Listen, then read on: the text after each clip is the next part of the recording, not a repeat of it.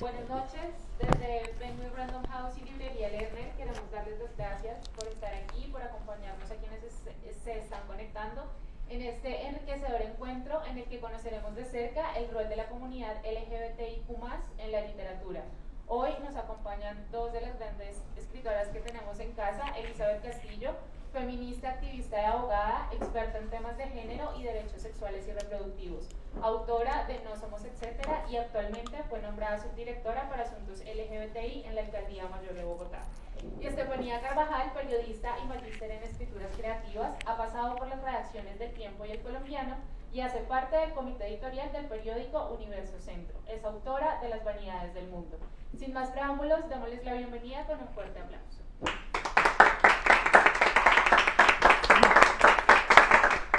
Bueno, gracias, muchas gracias. Y Estefanía, ¿qué hay? No, muy emocionada de estar acá con vos, de tenerte acá. Me pareció una dupla muy interesante, ¿no?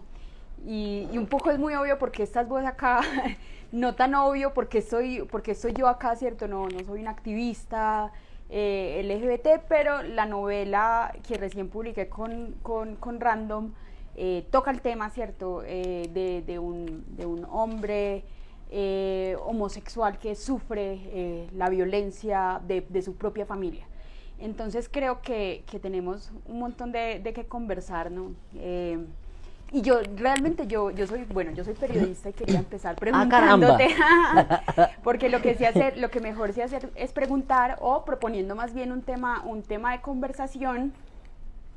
Y estuve leyendo tu libro y empezás hablando de que lo LGBTQ+, o la pregunta por el género, ¿cierto? Por las identidades de género y las sexualidades posibles, aunque pareciera un tema contemporáneo, pues que uno podría decir está de moda, ¿cierto? Y más en un mes como el Pride, no es nuevo, o sea, y en la literatura tampoco es nuevo. Los griegos ya estaban escribiendo literatura gay, literatura lesbiana, ¿cierto? Está Safo, tenemos a Safo, que es esta gran autora, ¿no? Esta gran autora lesbiana, de la isla de Lesbos. Eso digo, de la isla de Lesbos. De la isla de Lesbos. Contame vos cómo te has acercado a ese, ¿por qué crees que estamos otra vez hablando? ¿Crees que de alguna manera estamos saliendo, la literatura está saliendo del closet después de que estuvo encerrada durante mucho tiempo, aunque no es nueva la literatura queer? Es que yo no sé si primero deberíamos mirar y conversar si esa vaina de la literatura queer existe, porque yo tengo ahí mis dudas en eso desde hace mucho tiempo. O sea, yo no creo que haya literatura homosexual, por homosexual que sea quien la escriba, pero yo sin duda si lo que revela la literatura en este momento es esa apertura que se está dando en temas de sexualidad, esa posibilidad de hablar, reflexionar, cuestionarse acerca de si la sexualidad es de esta manera o de otra, si debiera ser recreativa o reproductiva, sobre todo en el ámbito de la recreación. Yo creo que ha habido unos cambios interesantísimos y se están mostrando en la literatura. Yo no alcancé a leer tu libro, me habría encantado tener esa tarea hecha, pero me impresionó mucho lo que leí del principio, porque sin hacer un spoiler aquí, es la historia de una familia en la que ha fallecido alguien y hay una reacción muy extraña familiar alrededor del muerto. Sí, la abuela en particular es una persona que está haciendo ahí o que no está teniendo la conducta esperada, digamos, vamos a ponerlo entre comillas, la conducta esperada. Y lo que leí me impresionó porque me hizo pensar en muchas historias que conozco, muchas historias, de ese tío abuelo, de ese personaje de la familia que nunca se casó, que estuvo solo toda la vida, que era queridísimo, que ayudó a la mamá a criar a todos los hijos cuando la abandonó el marido y que se murió solo. Y esa es la típica desafortunada historia de muchos hombres gays en este país, que son invisibilizados por su familia, que son escondidos, de los que ni se habla, y en este caso, y voy a leer la novela juiciosa para ver a dónde termina la cosa, pero que ni siquiera frente al hecho de la muerte tienen una respuesta, o sea, no, ni siquiera frente al hecho de la muerte encuentran un reconocimiento, más bien. Yo he estado en funerales que me han causado mucho dolor, pero yo he estado en funerales de personas trans en donde la familia insiste en utilizar el nombre legal y no el identitario, por ejemplo. Y yo creo que eso sí lo tiene que contar la literatura, eso sí tiene que denunciarse permanentemente ese tipo de discriminaciones al interior de la familia, porque eso está de un naturalizado espantoso. Sí. O sea, la gente piensa que es perfectamente legal y legítimo, más que legal, legítimo, echar a un hijo de la casa porque es homosexual, y eso no es legítimo, eso es violencia intrafamiliar. Y lo que hay que empezar es a nombrarlo de otra forma, y ahí resulta muy útil la literatura porque le permite a la gente verlo desde otro lugar. Yo creo que en eso tu libro, Las vanidades del mundo, me parece que le apuesta a eso, y eso me parece que es necesario mostrarlo ahora, sobre todo viniendo de Medellín. Claro, de una familia paisa muy conservadora. Decís algo muy, muy interesante, Elizabeth, y es, no existe la literatura queer, ¿no? Existe, así como también nos pasa a las mujeres escritoras, como que automáticamente, porque somos mujeres, entonces escribimos literatura femenina o escribimos literatura de género, ¿no? Y no, cierto, yo tampoco clasificaría para nada a todas las mujeres como dentro de una categoría literatura femenina, pero lo LGBT aparece como una temática, ¿cierto? Aparecen como personajes, aparece como preguntas. Y en lo que yo he leído, ¿cierto? Los libros que he leído, yo identifico dos grandes temáticas en la literatura, en la literatura que toca temas LGBT, que tiene personajes. Y uno es el tema de la represión, de la violencia, de estar escondido y de entender desde el secreto las pulsiones sexuales. El secreto. Y pienso en una novela bellísima de Yukio Mishima, que era un japonés, además una mezcla extrañísima, porque era un japonés homosexual y al mismo tiempo hacía parte fundó un grupo paramilitar fascista. El señor Mishima te diría que tenía su ejército privado, eso no era un ejército. Sí. Y escribe esta novela hermosa que es Confesiones de una máscara, y en Confesiones de una máscara, la confesión del descubrimiento de su homosexualidad. Y esta es una de esas grandes temáticas, pero la otra también es el deseo, ¿no? Es Safo, ¿cierto? Safo escribió sobre el deseo por otras mujeres. Aquí en Colombia, Vallejo, la obra de Vallejo está llena de deseo, de goce. Y vos pensás ¿o qué pensás de esto? ¿Crees que hay más allá de esto que quizás no conocemos, o por qué se pueden identificar estos dos grandes temas? Pues yo creo que tienes razón en que efectivamente lo que uno encuentra en lo grueso de literatura generalmente es esto que denuncia y relata la represión, la violencia, la discriminación y el secreto, y del secreto quiero que hablemos ahora en un ratico.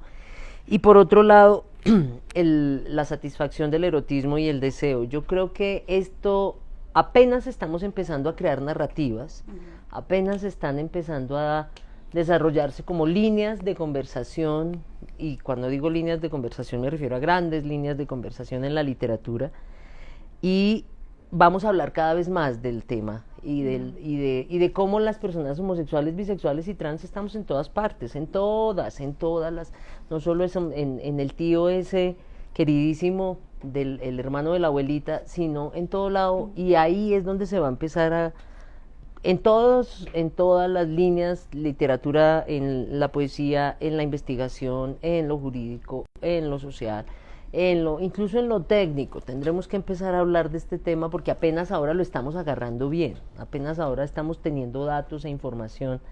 Realmente, si uno lo mira en retrospectiva, anoche estuve en el lanzamiento de un libro bello que se llama Mi Marcha.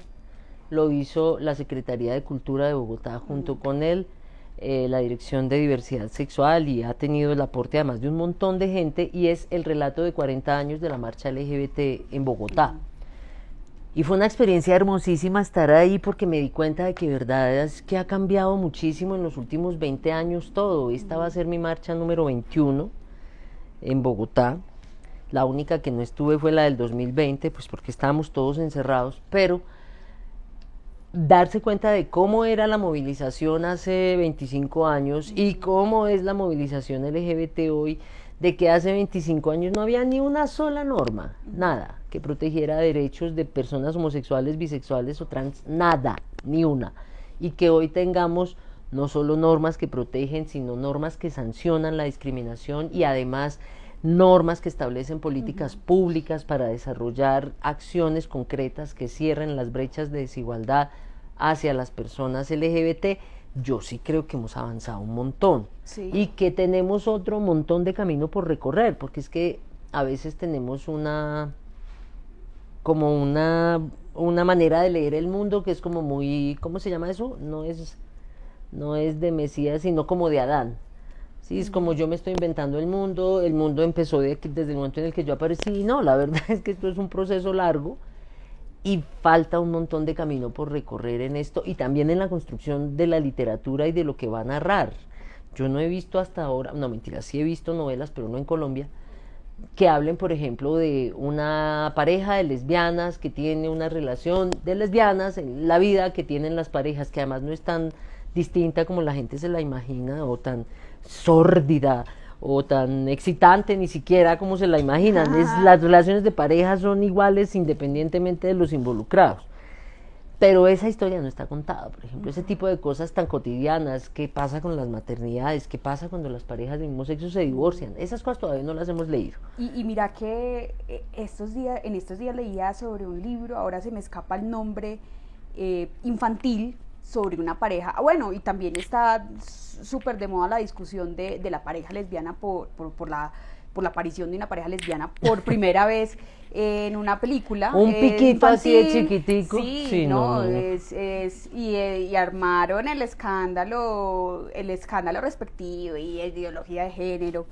Y claro, lo que decís, la novela, este tío del que parte la novela,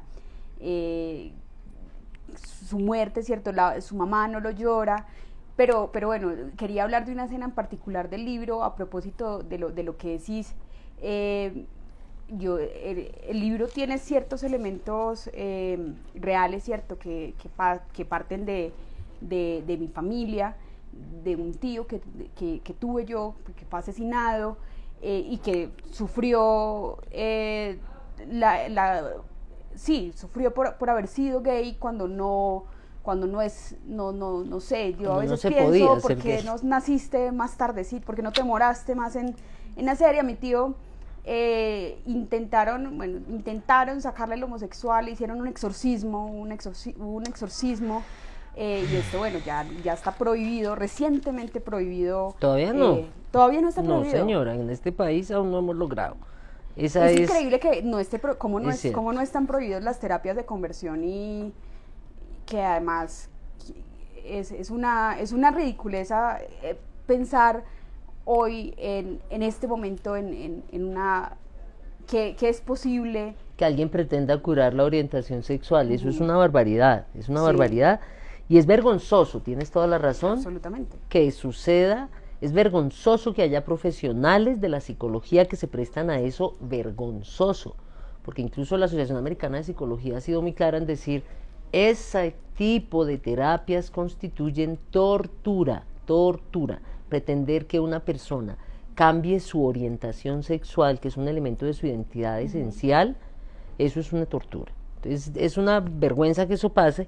A mí esta historia del hombre gay asesinado me parece que es una cosa hermosa de explorar, porque por desgracia, o sea, en la dinámica, hermoso dentro de las posibilidades de narrar, porque por desgracia esas historias suelen quedarse en el silencio, y por eso quería que habláramos del secreto, porque lo que suele suceder en las familias una vez que, y en particular con hombres gays, ¿Crees que es distinto a lo que pasa con las mujeres lesbianas? Claro, porque es que a nosotras las lesbianas no nos matan en la casa de la manera en la que mueren muchos hombres gays. Medicina Legal desde el año 2010 está midiendo de primero empezaron de una manera muy precaria, pero lentamente han ido mejorando el sistema de registro que permite saber que esta persona que murió fue asesinada, entre otras cosas, por su orientación sexual. Y ese es un crimen, voy a decir feo, típico contra los gays. Hombre que vivía solo, que aparece 2 o 3 días después en su casa asesinado y nadie sabe qué pasó, lo que acaba de pasar en Medellín durante 3 meses, que de repente hubo horroroso, 8 homicidios, y es como, horroroso. pero ¿y esto de dónde sale? Pues sale de esto es una práctica y no es un solo grupo matando a homosexuales, no estoy hablando de un asesino serial, probablemente lo de Medellín sí sea, Sí. pero esto pasa en todo el país y ha pasado hace rato y sigue pasando, y ahí hay varias cosas que señalar. Una, opera la discriminación muy efectivamente, incluso después de muertos, porque desafortunadamente los operadores de justicia no hacen la tarea bien, entonces atribuyen la conducta a algún desorden emocional porque asumen que los homosexuales tienen ese tipo de conductas, lo que es absurdo. Eso es que los homosexuales se matan entre ellos, eso es absurdo. Entonces ya de entrada las autoridades en la premisa de investigación entraron mal.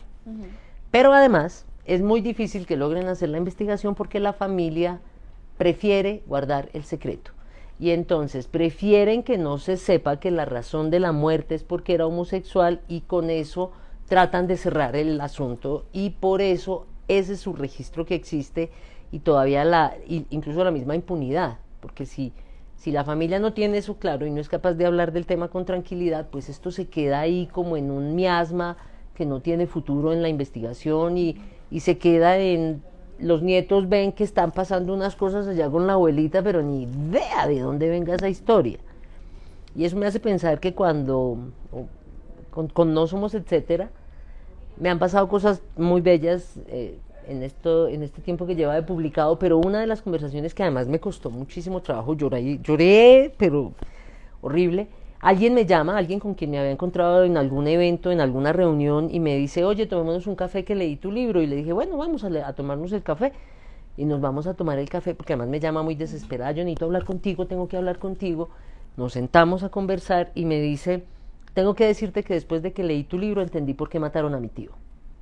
Y yo le dije, pero ¿cómo que entendiste por qué mataron a mi tío? Y me dijo, y sobre todo entendí, y le puedo explicar ahora a la familia que ese gran manto de duda que se había arrojado sobre este hombre se aclara, y esto sucede en Tuluá. Es un hombre que tiene un par de negocios grandes en Tuluá, y de repente un día, hace años, aparece asesinado de una manera bastante bárbara. Entonces lo que se maneja como versión oficial es lo mataron porque era paramilitar, o otros dicen lo mataron porque estaba ayudando a la guerrilla. Pero sobre todo lo del paramilitarismo se queda ahí. Y esta mujer me decía, llorando, para mí leyendo tu libro fue que entendí que lo que había pasado ahí era un crimen de odio porque era homosexual, pero no lo habían visto. Lo que tenían registrado fue quién sabe por qué lo mataron, y se quedó ese manto de duda sobre el buen nombre de este hombre. Y es leyendo No Somos Etcétera que esta logra sumar 2 más 2 y decir, miércoles, no lo mataron por nada delincuencial, sino porque era homosexual. Pero la familia no se había figurado que ese tipo de crímenes sucedían, y que sucedían de esta manera. Así que lo que digo es, esta forma de escribir tu novela, o lo que es No Somos Etcétera, que no es exactamente una novela, pero es un relato, permite que la gente se aproxime a la realidad de la discriminación y a las estrategias y a los repertorios de la discriminación, y logra que entiendan cosas que han pasado en sus familias. Uno le dice a la gente, en todas las familias hay homosexuales, y no falta el que se para y dice, en la mía no. Y uno dice, no, venga, sí. Puede que en esta generación no, pero ponga cuidado y verá que un abuelo, eche la vuelta, revise y verá que por ahí alguien hay en la familia. Y eso ya también hay que empezar a decirlo y contarlo, porque por desgracia hay mucho silencio, mucho secreto alrededor de la existencia de las personas homosexuales, sobre todo en esas generaciones como lo que abordas en tu novela. Hay una escena durísima de Un mundo huérfano de Giuseppe Caputo, durísima, que es una masacre, ¿no? No solo un asesinato, sino una masacre. no sabemos cuántos muertos hay, no, es un río de muertos en una calle presuntamente en Cartagena, y me pongo arrusuda de solo pensar en esa escena, y claro, entonces aparece la violencia, y en este libro de Caputo también aparece el deseo, y por eso me parece muy bella como esta dicotomía de narrar los horrores, ¿cierto? Pero narrar también lo bello, deseo. ¿cierto? Y también preguntarse por otras cosas, por ejemplo, por el género, ¿no? Hay un texto muy bonito de un filósofo francés que se llama Gaston Bachelard, que habla, el texto se llama La poética de la ensoñación. Bachelard habla sobre lo femenino y lo masculino, ¿cierto? Se pregunta qué es lo femenino, qué es lo masculino, y les atribuye les da unos atributos a lo femenino, a lo masculino, al anime, y Anima habla, y hay una frase que me recuerda, que siempre recuerdo mucho, dice: me amo tan solo a mí mismo por el perfume femenino de mi alma, y creo que es tal vez lo más bello que he leído sobre la identidad, más allá de la identidad de género, sino qué es lo femenino y qué es lo masculino, cómo se mezclan, cómo aparece lo que no es ni lo uno ni lo otro, ¿cierto? Lo que no es binario, cómo eso femenino y masculino no tiene que ver con el sexo, pues los genitales con los que nacimos, y es una pregunta que también he visto en los textos que he leído, o en las novelas donde hay personajes con identidades diversas. ¿Vos qué crees que es lo masculino y qué es lo femenino? Y si es posible hablar de masculino y femenino, y cómo esas fronteras son tan difusas. Es que bueno, primero es como decir que ese cuestionamiento alrededor de lo que es femenino y masculino, sin duda se lo debemos al feminismo, y sin duda la reflexión ha empezado ahí. Entonces ahora tú empezaste a hablar y yo dije, pues claro, el género en disputa. Entonces Butler hace rato dijo esa vaina, y ahí para acá hemos venido discutiendo muchas veces el asunto del género, y es una cosa que además debería ocupar muchas políticas y mucho tiempo de la gente, reflexionar si de verdad eso que nos dijeron que era un hombre es un hombre, y si de verdad eso que nos dijeron que era una mujer es una mujer. O sea, si de verdad queremos mantener esa idea preconcebida acerca de cómo es que debe comportarse una persona que nace biológicamente mujer, y cómo es que debe comportarse una persona que nació biológicamente hombre. Eso es lo que tendríamos que cuestionar en la base. Y eso lo tienen que cuestionar primero que nadie los heterosexuales, primero que nadie, porque fueron los que se lo inventaron. Y están jodidísimos con ese asunto, pero fregados están. Las mujeres heterosexuales siguen asumiendo un montón de roles que no les deberían estar tocando, pero siguen haciéndolo naturalmente, y los hombres heterosexuales siguen asumiendo un montón de conductas y un montón de comportamientos porque les dijeron que así era, y que eso sí era la manera en la que se veía más hombre o más mujer. Eso es lo que habría que cuestionar de base, porque qué es lo femenino y qué es lo masculino no es otra cosa que una construcción cultural. La manera de ser mujer de tu abuela y de la mía eran completamente distintas a la manera en la que tú y yo asumimos el ser mujer, y biológicamente correspondemos a lo mismo. Sí, eran tan biológicamente mujeres ellas como nosotras, pero la manera de ser mujer, de reconocerse mujer, y lo que podían hacer como mujeres en nuestras distintas épocas, es lo que se llama el género, es eso, esa forma diferenciada. Y lo mismo con los hombres. Entonces, ¿qué es lo femenino y qué es lo masculino? Primero es entender que eso es una construcción cultural, y por eso la podemos transformar. Porque el problema de ese discurso rígido del género, que dice que las mujeres se tienen que portar así, que los hombres se tienen que portar así, es que lleva implícita una enorme carga de violencia, porque supone de entrada que los hombres o todo lo masculino está en un lugar preponderante, y las mujeres o todo lo femenino está en un lugar inferior. La prueba está absolutamente en una frase clarísima que le dicen al niño chiquito cuando se cae: no llore, no sea nena. Claro. Cuando le dice, ¿sí o no, nena? Cuando le dicen no llore, no sea nena, lo que implícitamente le están diciendo es: ser nena está mal. Y la verdad es que ser nena no está mal. No. Al contrario, ser mujer está muy bien, y no somos las más débiles ni las... No. Las mujeres existimos, somos fuertes, tenemos valores, somos capaces, razonamos, podemos tomar decisiones en momentos de crisis, pero todo eso está desvirtuado por el género y por esta rigidez en los roles. Entonces yo creo que lo primero no es tanto cuestionar qué es lo femenino o qué es lo masculino, sino de verdad vamos a aceptar que haya una única manera de ser hombre o una única manera de ser mujer. Yo creo que, y por eso insisto en que este cuestionamiento se lo deberían estar haciendo los heterosexuales. Claro, no, y Bachelard precisamente lo que dice habla de lo femenino y lo masculino como características del espíritu, ¿cierto? Que tienen que ver con la manera, es una teoría muy particular y se toma este atrevimiento de decir, bueno, no porque tú seas mujer eres más femenina que masculina, ¿cierto? Tienes unas características espirituales, se atreve además a ponerle un porcentaje, ¿cierto? Como hay personas que son 60% ánima, él habla de ánima y anime, y 70 y 40% anime, y no tiene que ver con el género. Él ya se estaba preguntando por la no binariedad. No es el primero, no, la no binariedad existe hace milenios, existe hace muchísimo. Siempre. Y yo me babeo por ver los personajes no binarios que están empezando y que van a seguir, que van a empezar a florecer en la literatura, en la que, bueno, en español es muy difícil hacerlo porque nuestros pronombres nos limitan. Y hay autores que ya están encontrando los mecanismos del lenguaje para no hablar de una ella y de un él, y es más fácil, entiendo que los idiomas nórdicos ya lo resolvieron hace rato porque no les importa. Es que no tienen esa limitación que tenemos nosotros en el español. Sí. Pero ahí hay una tensión interesante que no puedo dejar de señalar, ya que estamos aquí conversando. Sí. Y es en esa apuesta de ella, ella no, él no, ella.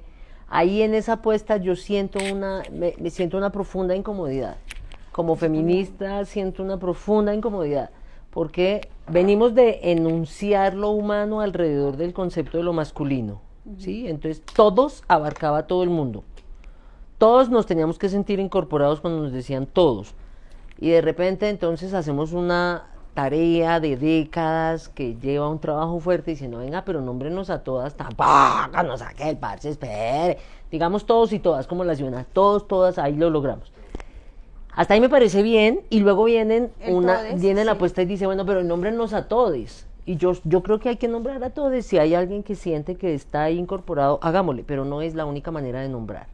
Porque me parece súper aterrador salir de todos como concepción de lo general a todes, y dónde quedamos todas, de verdad. En esa línea narrativa nos perdimos el ejercicio que hemos hecho las mujeres por muchos años de nómbrennos, porque también hay que tener o sea, nombrarse tiene una cosa poderosa, nombrar al tío gay tiene una cosa poderosa, nombrarse como lesbiana tiene una cosa poderosa. Entonces, creo que ahí hay una tensión que no hemos terminado de resolver y que tendremos que seguir discutiendo. Eso con toda seguridad lo vamos a seguir discutiendo, porque es que aquí no hay nada, aquí no hay palabra sagrada todavía. Y final de la discusión, apenas estamos en esta construcción y en este debate, y cuestionemos el género, e inventémonos otras formas de nombrarnos, y pensémonos otras construcciones de familia, pensemos en otras formas de establecer relaciones afectivas. Todo eso está pasando en este momento y no hemos terminado de inventarlo, entonces seguramente va a haber más identidades y más apuestas y más cosas, y en eso también creo que hay que ser estratégicas y estratégicos en qué se va estableciendo, pero eso es una cosa que va a ir pasando. Y ahora decías que pues claro, la gente diversa existe hace rato, y me quiero hacer la referencia a que lo leí en un libro que es de un fulano que se llama Frédéric Martel, y él lo que dice en Global Gay, que es su libro, es que lo que trajo la colonia, el descubrimiento, lo que nos trajo fue la homofobia, no la homosexualidad. Hoy en día muchas autoridades indígenas y afro todavía dicen como, no, eso se lo inventaron los occidentales, eso no nos pasa en nuestra comunidad, y la verdad es que sí pasaba. Existen registros históricos de expresiones de diversidad sexual en pueblos originarios. Entonces están las muxes que están ahí, además siguen en Yucatán, en México, siguen ahí y llevan siglos ahí y son de los pueblos originarios y son personas reconocidas, que realmente una muxe, ¿qué es una travesti, nosotros lo llamaríamos aquí travesti, pero las muxes en ese contexto en particular tienen milenios de existencia y de reconocimiento en su entorno cultural, como personajes además con una gran representación, porque eso es lo otro, ese reconocimiento a la diversidad sexual de los pueblos originarios le reconocía una entidad particular como un valor adicional a la gente que era, por ejemplo, dos espíritus, como en los pueblos de Norteamérica. Sí, sí. O en la India, a las hijras les reconocen como un lugar particular en la sociedad. Tienen una función específica, recibir a la gente y despedirla, por ejemplo. Entonces están en los partos y en las defunciones, están en el momento en el que alguien se está yendo. Ahí están las hijras en India y las muxes están en Yucatán o las personas dos espíritus en los Estados Unidos.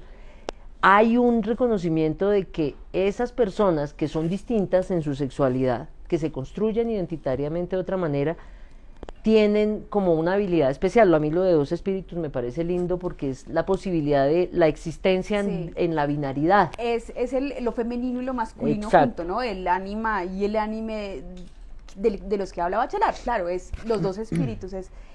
A eso me refiero con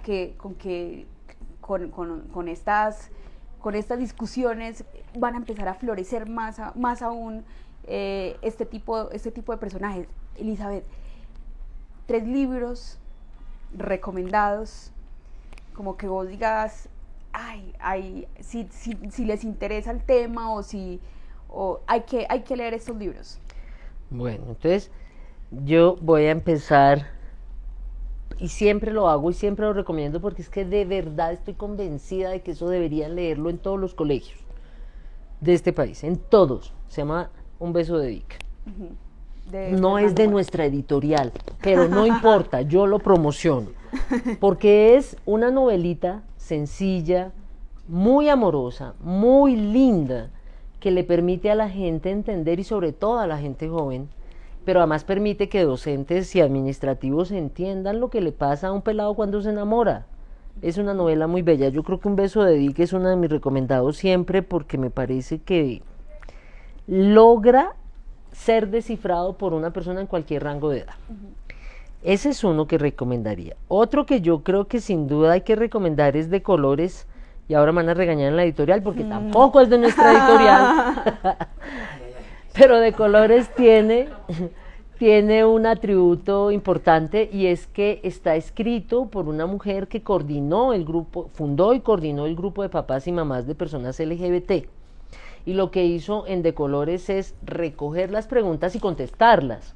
Durante 10 años estuvo recogiendo las preguntas que se hacían papás y mamás de jóvenes gays, lesbianas, bisexuales, trans, y luego en el libro le da la respuesta. Entonces yo creo que ese es un recurso muy útil para quien tenga interés en aproximarse al tema.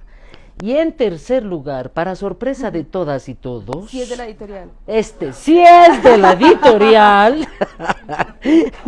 Este sí es de la editorial, y yo sin duda, y no es porque sea mi hijo, como decimos las mamás, recomiendo No somos etcétera.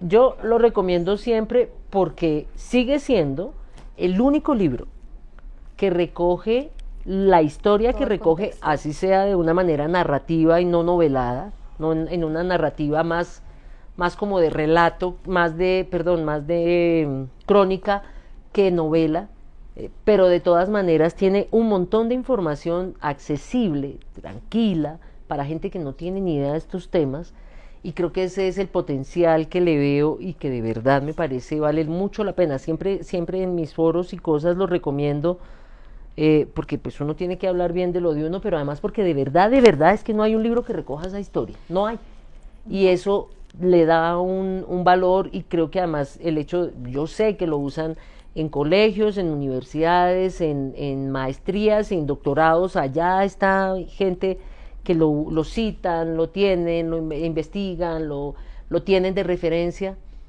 Y esa es la ventaja que tiene, que es accesible, que le cuenta a la gente una historia amorosa y que además los lleva de una manera tranquila por el mundo de los derechos, que a veces es tan hostil contar eso. Yo creo que lo conté chévere y yo recomendaría esos 3 ahí ya que me dejaste. Entonces, Un beso de Dick, De colores y No somos etcétera. Grandes recomendaciones. Yo voy a recomendar... Hágale. ¿Cuáles son las suyas? Venga a ver. Bueno, este sí es de la editorial. No, ya hablé de él, ¿cierto? De Un mundo huérfano de Giuseppe Caputo, que es una novela brutalísima que tiene unas escenas de mucho deseo, de mucha violencia, con un lenguaje muy rico, muy rápido, un ritmo maravilloso. Y bueno, yo tengo que agregar ahí a Vallejo, que Vallejo pues es quizás el gran escritor de lo gay en Colombia. Y El fuego secreto es un libro sobre la calle, sobre el deseo gay, sobre una Medellín muy oscura. No, la Medellín de Fernando Vallejo es muy oscura. Y bueno, y quizás ahí en esta lista, ya para que sean 3 y 3, cabe Barba Jacob, Porfirio Barba Jacob. Bueno, y ahí como hacer el match. Fernando Vallejo escribió 2 biografías de Porfirio Barba Jacob. Escribió la primera, que se llama Barba Jacob el mensajero, y después dijo no me gustó, y la volvió a escribir, y la reescritura es una cosa maravillosa. La primera sí es de esta editorial, de esta casa editorial, la tiene Alfaguara. La segunda es muy difícil de conseguir, la publicó en Planeta en el 91, y desde entonces no sé, creo yo que no se ha vuelto a reimprimir, porque pues el ejemplar que yo leí era del 91, viejísimo, y es una novela muy difícil de conseguir. Pero en esa biografía, además con todo lo esparpajado, lo cantaletoso también, pero no es tan cantaletoso en esa biografía, y eso tiene lo esencial del estilo, pero un poco más contenido.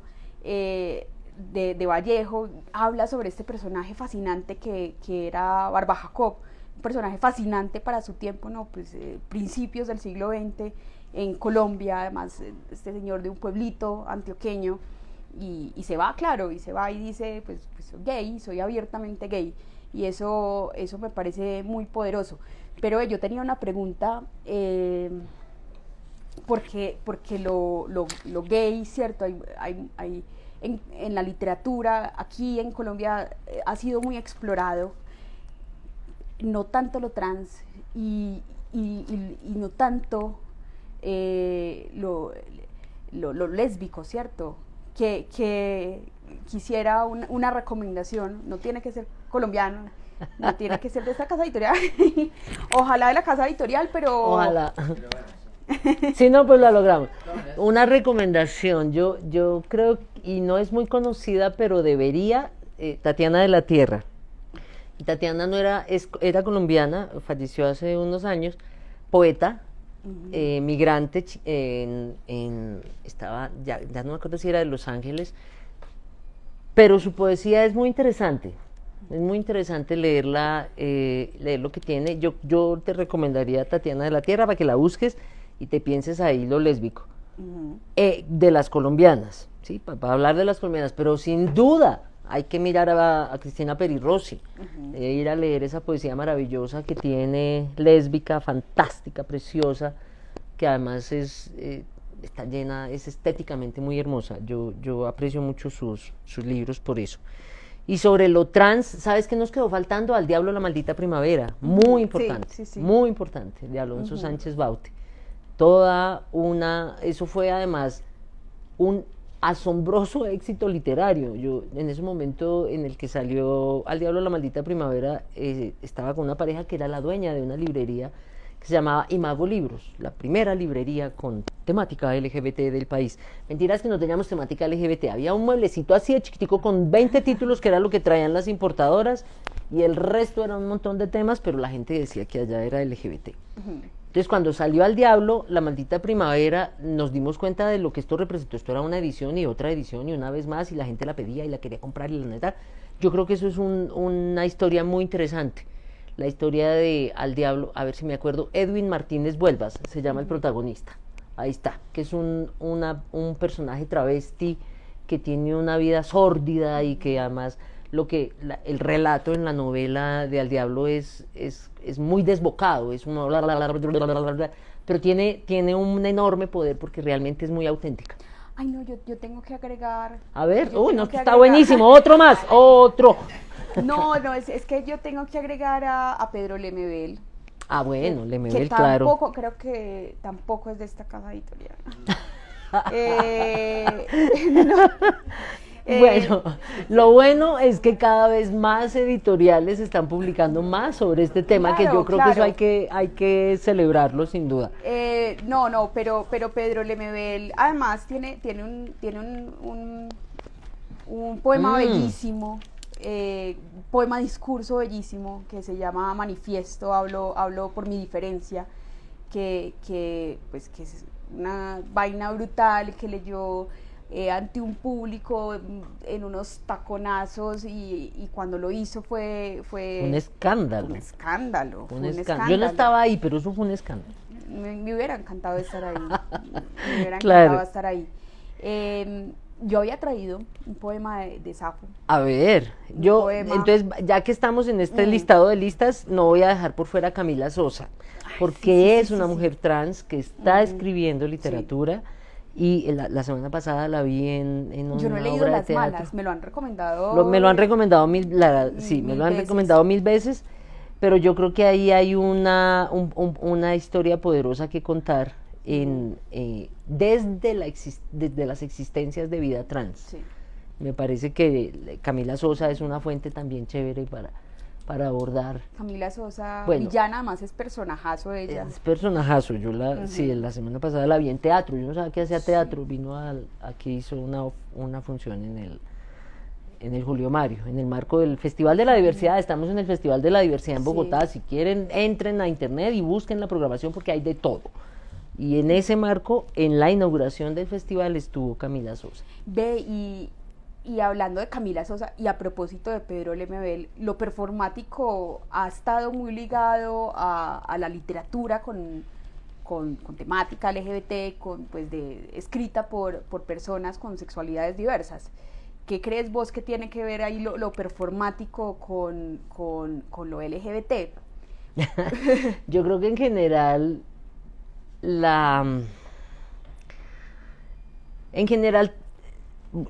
probablemente esto esté atravesado claramente por un tema de clase, pero para mí todo lo LGBT es performático, todo.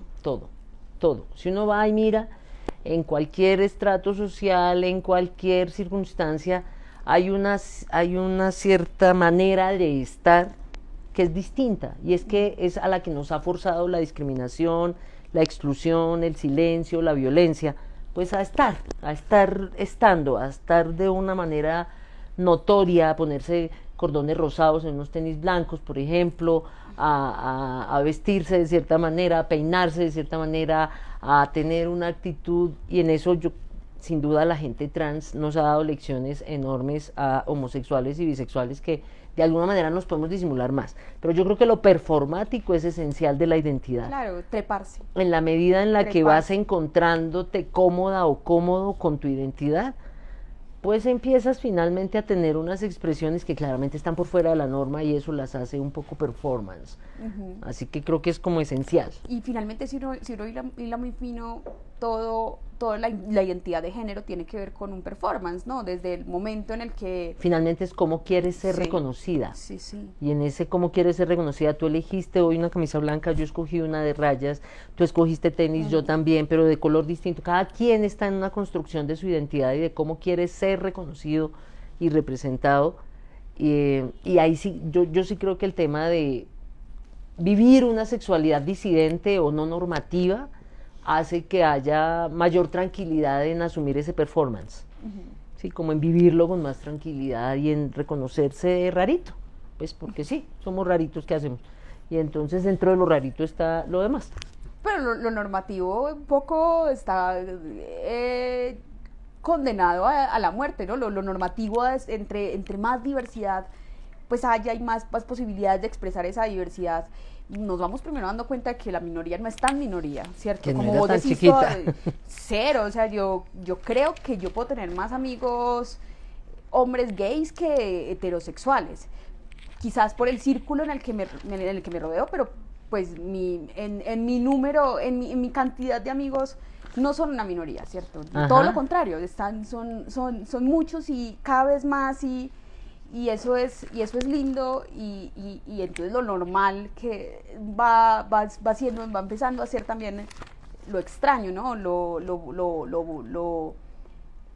Y eso me parece maravilloso, ¿no? Que lo normal ya no... Que ahora ¿cómo es? Lo normal es el nuevo raro. Eso es lo que tenemos que llegar, a que lo normal sea el nuevo raro. Sí, o que todos seamos tan raros que ya los normalitos sean los raros. Sí.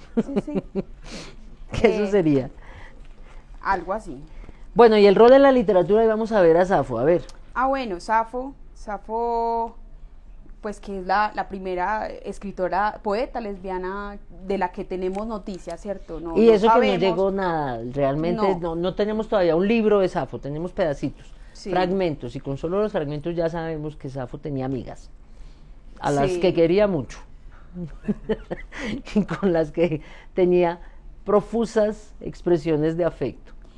Esta se llama, es su obra más conocida, más importante, un himno a Afrodita, la diosa del amor. Dice: oh, tú, en 100 tronos, Afrodita reina, hija de Zeus, inmortal, dolosa, no me acongojes con pesar y sexo, ruégote, Cipria.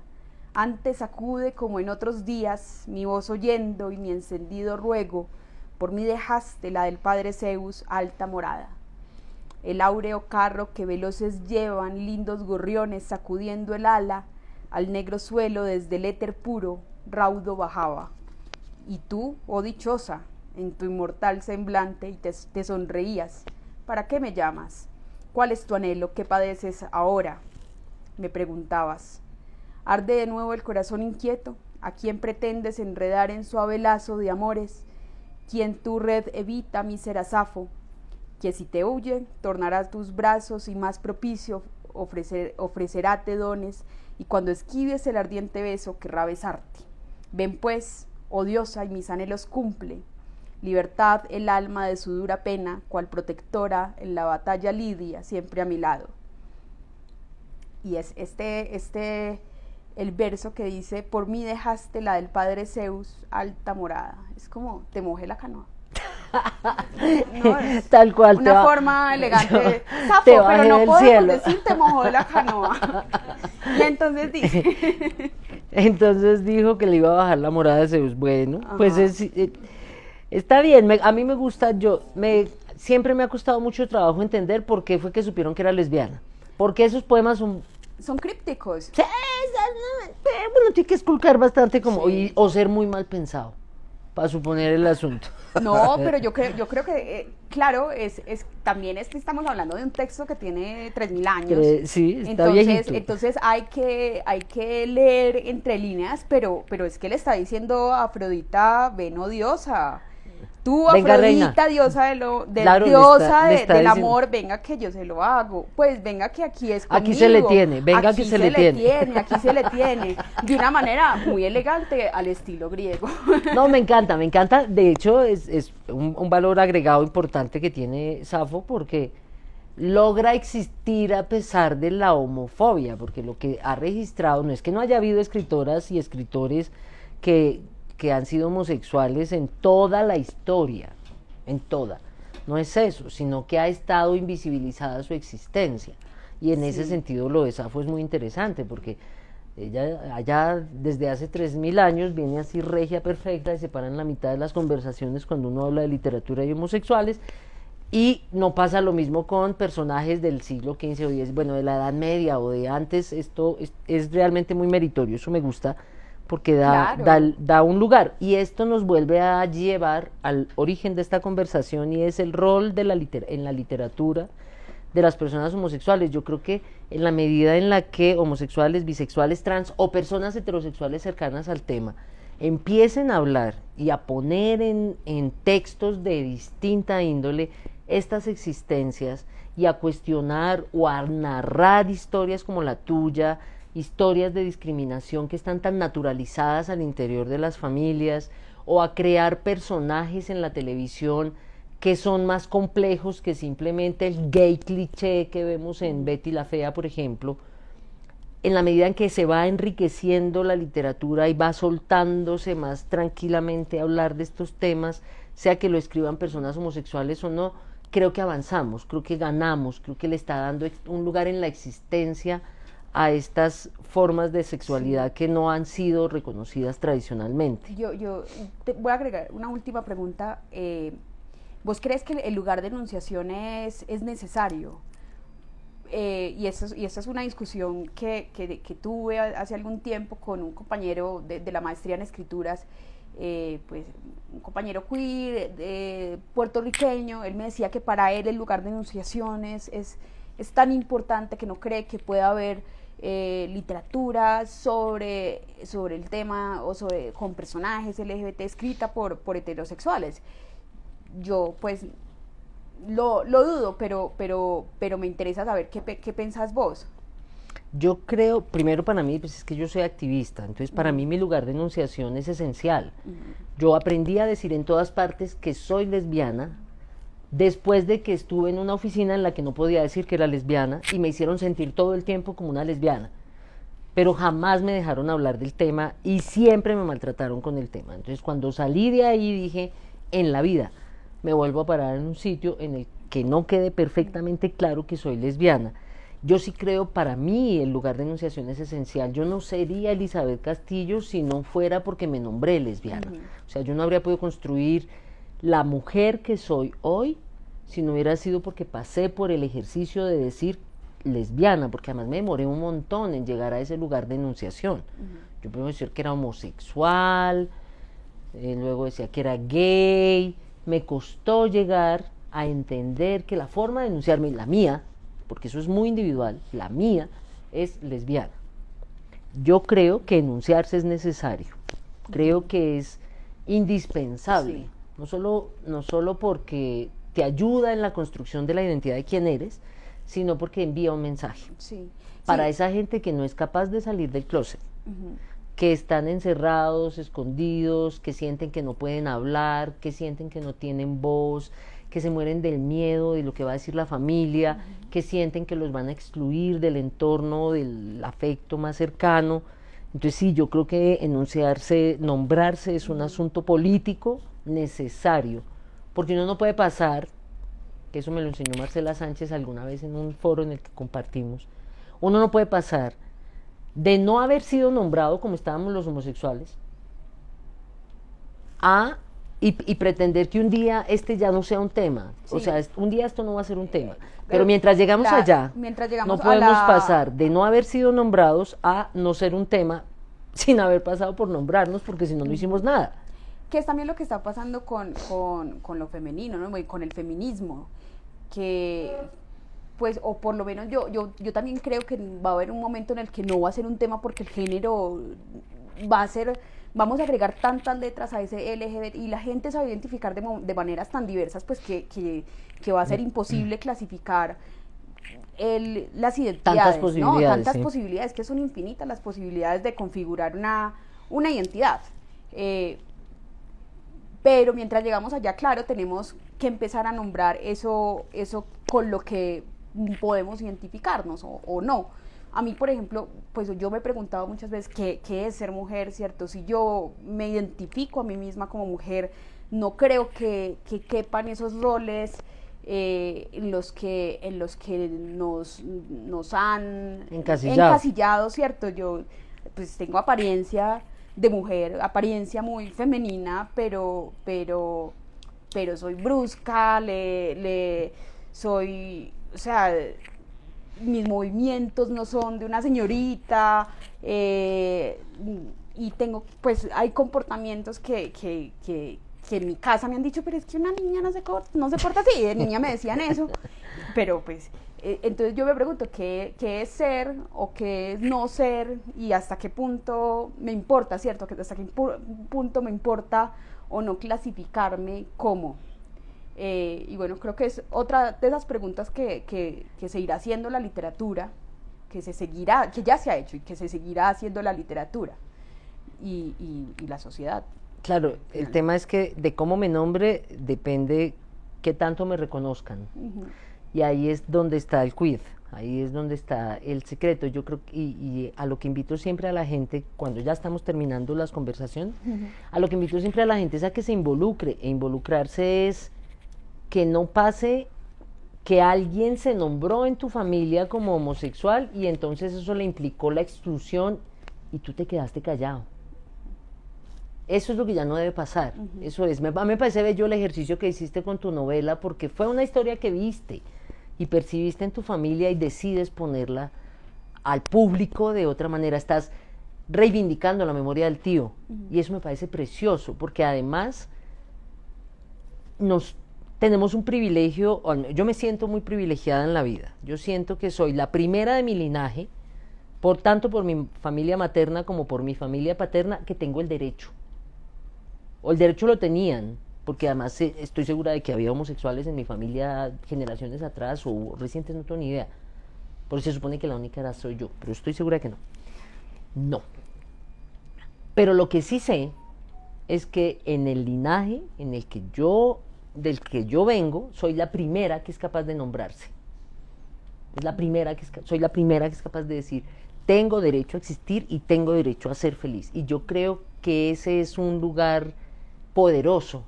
O sea, no creo que la oveja negra de la familia, como decían los abuelos, o que la oveja, el marginal de la familia sea el homosexual. No, el homosexual viene a mostrar una historia y a demostrar que en este momento lo podemos hacer distinto. Uh-huh.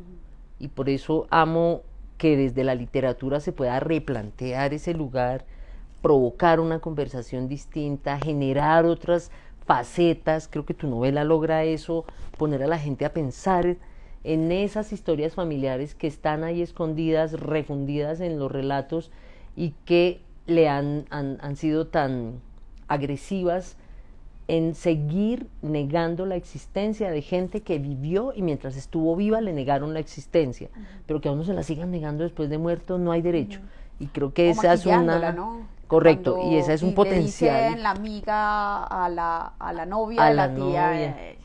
Sí, no. Yo tuve un tío queridísimo, nunca se casó, vivió con un amigo toda la vida, pero no se casó. El amigo. Ven, te explico, no era el amigo, mi amor, no era. Sí, hay que empezar a hablar de eso y creo que tu novela lo logra y eso sí, lo felicito además. Y también la invitación a que lean a Elizabeth, que es un contexto impresionante para tener muy claro no solo las siglas, sino que la lucha porque hoy lo que yo pienso, ¿no? Y es algo que se reitera en la novela, es como, tío, si hubieras nacido más tarde, si me hubieras dado a mí la oportunidad de nombrarte, ¿cierto? Yo nunca le dije a él, yo sé que eres gay, nunca le dije, no tuve tiempo de decírselo y me hubiera gustado decírselo, pero bueno, le escribí un libro. Casi nada. O sea, nunca le dijiste, pero por favor, esto es súper poderoso. Yo creo que es muy poderoso. Es como esa conversación con esa mujer que te digo. Para ella adquiere una nueva dimensión la muerte de su tío, entiende la razón que había detrás de ese asesinato, logra ponerlo en un lugar, limpia su nombre, porque además había la sombra de que era que se había vuelto malandro y que por eso lo habían matado de esa forma. Yo sí creo que eso no se habría logrado si no lo lee, No Somos, etcétera. Lo va a pasar con mucha gente que lea tu novela. Va a entender ese lugar del abuelo, del tío, de la tía abuela que vivió toda la vida con una amiga queridísima, la amiga, y la gente todavía se echa el cuento mentiroso de que que eran compañeras de apartamento, roomies. Y pues no, había una historia más. Eso está chévere de poderlo contar y creo que ese es un papel necesario de la literatura y de recuperar esta existencia y de narrar las existencias homosexuales y trans de otras maneras.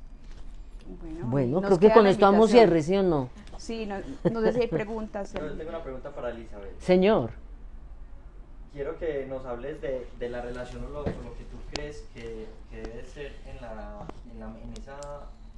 en ese impulso actual, pero que vemos que también ha sido toda la historia de tocar el tema queer o LGBT en la literatura, y si tú crees que debe haber un activismo ahí detrás empujando, o si debería ser simplemente lo que requiere la historia como una pieza artística y nombrarlo simplemente como lo pida la historia, o si debe haber un papel activista de quien escribe para reivindicar lo LGBT y lo queer. Yo no creo que deba haber un papel como en la lógica del activismo, no creo. No creo, a mí me parece que lo que se narre desde la literatura, lo que sí tiene que tener es calidad, eso sí. Pero no creo que dependa de la orientación sexual. Estaba pensando ahora rato en una novela de Vargas Llosa que es muy divertida, yo me reí mucho con eso, que se llama, ahora no me acuerdo si son 3 esquinas o 5 esquinas, y se refiere a un par de damas de la altísima sociedad limeña que terminan, cada una está casada y tienen de esas parejas que son 4 super amigos, allá el man y la chica, y el man y la chica y salen juntos y viajan y se van a Europa y no sé qué, pero en una borrachera terminan las 2 damas juntas. Y esa historia es muy divertida, pero además está al tiempo echando una narración de lo que iba sucediendo en ese momento en Perú con Fujimori y con Montesinos. Pero la historia de las 2 damas me pareció encantadora y la está contando un man más hétero que quién sabe quién, godo como él solo, que es Vargas Llosa, pero la historia está muy bien contada. Entonces yo no y esa creo sí es de que... nuestra editorial, ¿no? Ah, sí, qué bien, le dimos. Y yo creo, ahí se ve que se puede contar la historia de otra manera y que no necesariamente tiene que ver con la identidad. Yo no creo que eso sea una razón pegada a la otra. Sin duda sí creo que una mujer trans puede contar mucho mejor las existencias de vida trans que otra persona, incluyéndome. Y soy lesbiana. ¿Por qué? Pues porque yo no conozco esa realidad, es así de simple, yo no la he tenido que afrontar, yo no la he tenido que vivir. Y probablemente, si alguien quiere contar la historia de una lesbiana, abogada, estrato 4, salida de Manizales, que no era estrato 4 en Manizales, que estudió en una universidad pública, en un colegio público, que era católica, que se enfrentó a un montón de dificultades, que luego fue mamá, no sé qué, probablemente esa historia la cuento mejor yo porque la viví, que lo que la pueda contar una persona desde afuera. Pero no creo que tenga que ver directamente con la identidad. Pero sí, puede contarla. Claro, yo sí creo que la puede contar otra persona sin ningún problema. Yo no creo que esté amarrado a eso. Pero ya está escrita en... No, esa historia que conté no está ahí. La de la lesbiana católica de Manizales, esa no está ahí. Ahí está la historia de un movimiento social, está la historia de lo que ha costado conseguir unos derechos y está la historia personal como activista, pero esa otra historia no la he contado. Un día la contamos. ¿Y la vas a contar? Un día. Muero de ganas. ¿Alguien más tiene alguna otra pregunta? Bueno, damas y caballeros, muchas gracias. Estefanía, un placer. Qué alegría. Qué gustazo. Muchas gracias. Qué conversación tan chévere. Ya que aquí con los recomendados. Ya hicimos cruce informativo. Sí, muchas gracias. Sí. Y a quienes están en línea. Gracias.